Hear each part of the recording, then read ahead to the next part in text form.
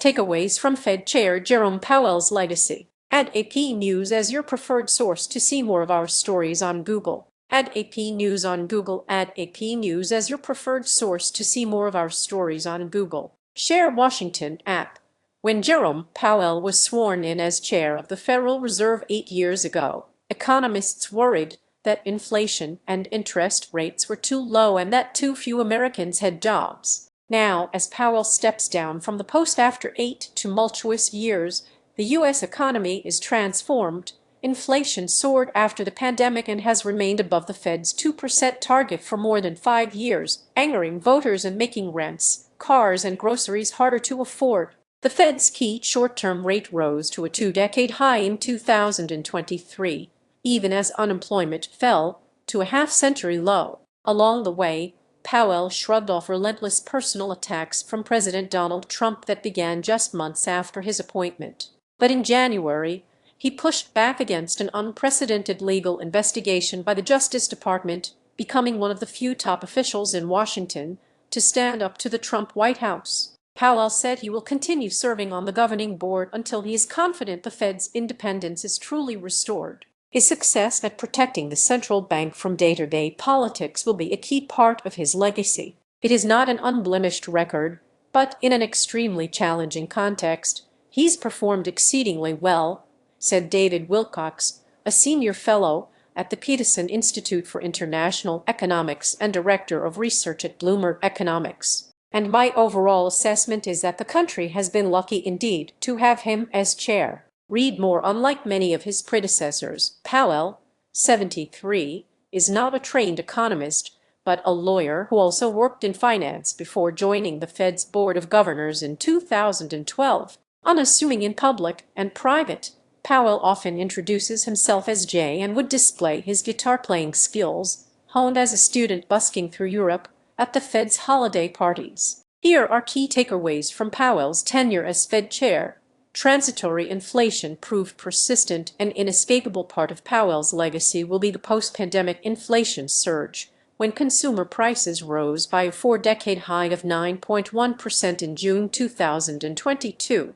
Overall prices are now 27% higher than just before the pandemic 6 years ago.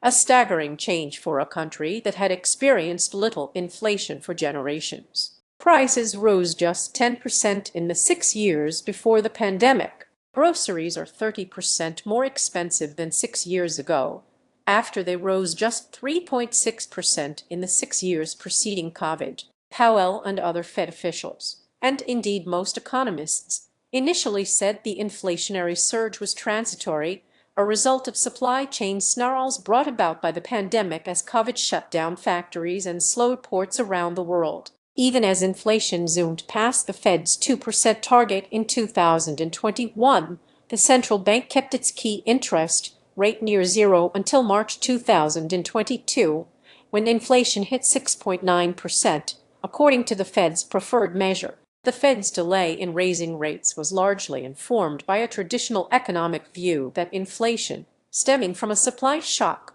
would be temporary, and if a central bank cranked up borrowing costs to fight it, the higher rates would just harm the economy and lift unemployment, even as the supply crunch faded. Misreading tea leaves. Meanwhile, the Trump and Biden administrations pumped about $5 trillion in government spending into the economy, in the form of multiple stimulus checks, support for small businesses, and other aid.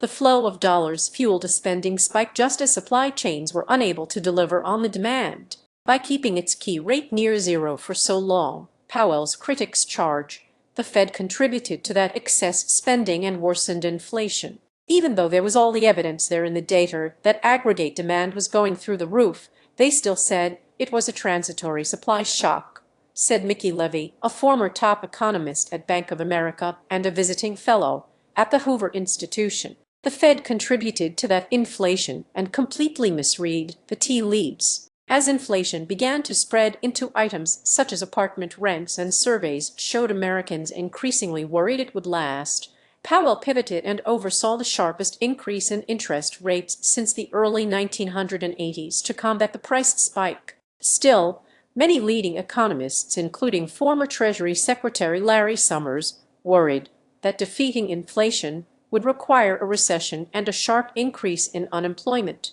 Instead, inflation dropped to 2.3% by September 2024, according to the Fed's preferred measure, nearly reaching its 2% target. By reducing inflation without a sharp economic downturn, Powell largely achieved an elusive soft landing. Inflation then moved higher after Trump imposed sweeping tariffs last April. Focusing on unemployment, fighting inflation was a sharp shift for a Fed chair that began his term more focused on the Fed's mandate to pursue maximum employment. Before the pandemic, Powell often lauded the benefits of a strong job market for disadvantaged workers, winning plaudits from many progressive economists. Yet, some economists argue the Fed's focus on employment contributed to its delayed response to post-COVID inflation. In an August 2021 speech, Powell said the then elevated unemployment rate of 5.4%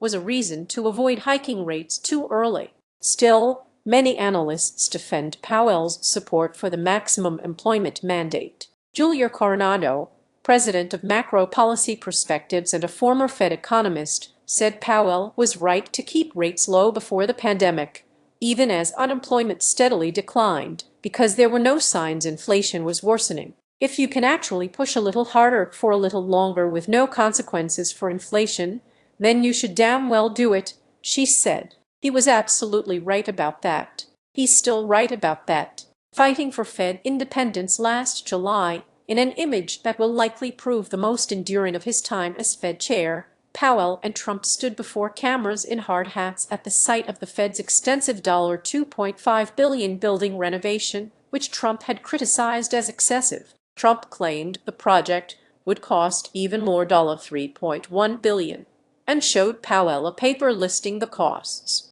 Powell took out his reading glasses and corrected the president on camera by noting that he had included a third building that had already been renovated. It was emblematic of Powell's willingness to push back against Trump's unprecedented attacks. Economists have long supported an independent Fed because it allows the central bank to take difficult steps, such as sharply raising interest rates to combat inflation, that politicians often oppose because they can be painful. Powell benefited from strong relationship building with Congress. Research by University of Maryland economist Thomas Drexel has found that Powell met with senators more than twice as often as his two predecessors, with the meetings evenly split between both parties. Even those who fault Powell on some policy decisions credit him for defending the Fed. The big plus is the way he has protected central bank independence, said Don Cohn, a former vice chair of the Fed. That